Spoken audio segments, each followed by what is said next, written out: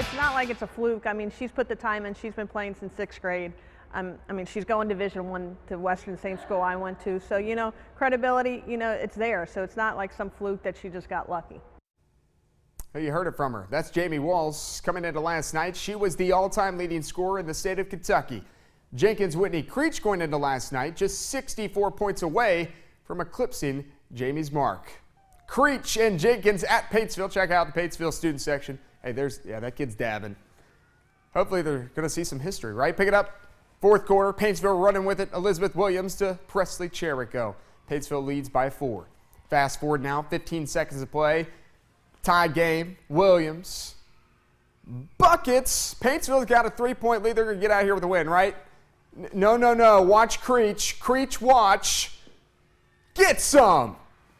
4.2 seconds remaining. We're going to OT. Play some extra basketball in Paintsville in overtime. Cherico grabs the board, puts it back up and in. Lady Tigers up by 2. Trying to just get out of here with a win. But however, U-Pike top plate contender, Creech, baseline J. Yep. That'll give her the all-time scoring record, her 64th and 65th points of the game, 4,950th of her career. And then how about the give and go with Mackenzie Gibson? Give, go, layup. Creech goes for 71. Repeat, 71. That's the third highest single game total in state history. And Jenkins wins it on the road by 3, 90-87. It means a lot to get this milestone and get the win. I think it would have been less exciting if we would have lost. And this was a good team to play, and it was a tough win. We fought in overtime. It was a great game. Well, in dramatic fashion, that's what Whitney does. Ever since she was in 6th grade, she's always had these milestones that she breaks. And I couldn't imagine another way of her breaking it in an overtime game with a 71-point. Great stuff. Awesome for her. Brad Sizemore in the 6th-ranked North Laurel Jaguars taking on senior Zach Parton in the Bell County Bobcats. That's a dab. U-Pike top plate contender Broughton says, "Give me that." And give me this. Two-handed jam. Bell wants a timeout. Broughton had North's first 5 points of the game. Bobcats now pushing it up the floor. Vic Morris. Oh, don't leave your feet. Sells the pump fake like a champ. Game tied at 10 midway through the first quarter. U-Pike top plate contender again. Parton spinning and winning. Bobcats, they led by 1 at the halftime break, but they do not lead by 1 at the end of this game. Jaguars take care of business in the second half, and they win it 57-43.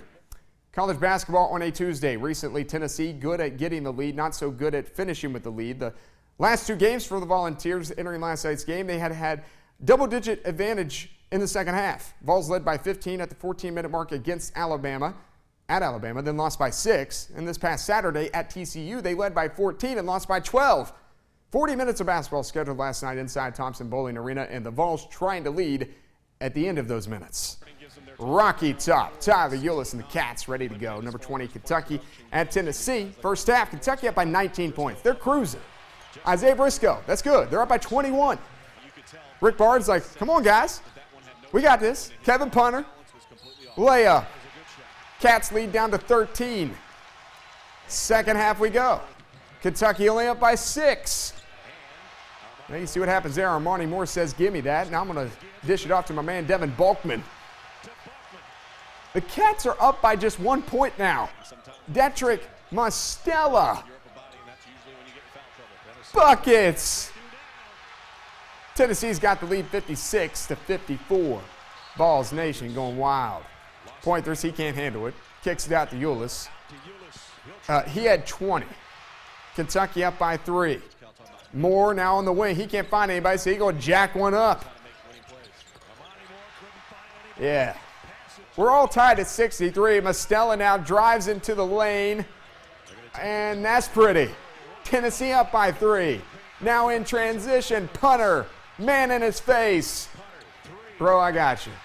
He goes for 27. You know, they didn't lead much of this game, but unlike the last 2 games, they led when the clock hit 0. Let's go to the scoreboard. Vols 84, Cats 77. Second straight loss for Kentucky. All 6 losses have now come on the road. Number 25, South Carolina in Athens to take on Georgia. Those guys ready to go. First half, Georgia up 5. Kenny Gaines, he gets it, fights out of traffic, and he gone. Left hand, nice switch by Kenny Gaines. And that's it. Later, it's Gaines again coming off the pick. Nice dish to Yanti Matten. rolling to the basket, slam Dogs up by 6. Matt now on the break this time with a nice hero step. He goes for 18 points. Georgia up 10 at the half, but how about this? Second half, J.J. Frazier saving the ball, jumps over the bench. Then he's going to run around the bench, run up the court, and then you got to give it to your boy J.J. Frazier. Yeah. Hashtag hustle play. Upset City, 69-56. Georgia wins over number 25, South Carolina. Well, today is National Signing Day, and Kentucky head football coach Mark Stoops will have a new wide receivers coach on the sideline this fall, or Mark Thomas. Well, he won't need much moving expenses, though. A big U-Haul truck will do. Thomas comes over from Louisville to take the job. His contract, a 2-year deal that will pay him $275,000 this season, $300,000 next season. Thomas was a wideout for the U and won national championships as a Miami Hurricane in 1989 and 1991. That's a final look at sports this morning. Enjoy your morning.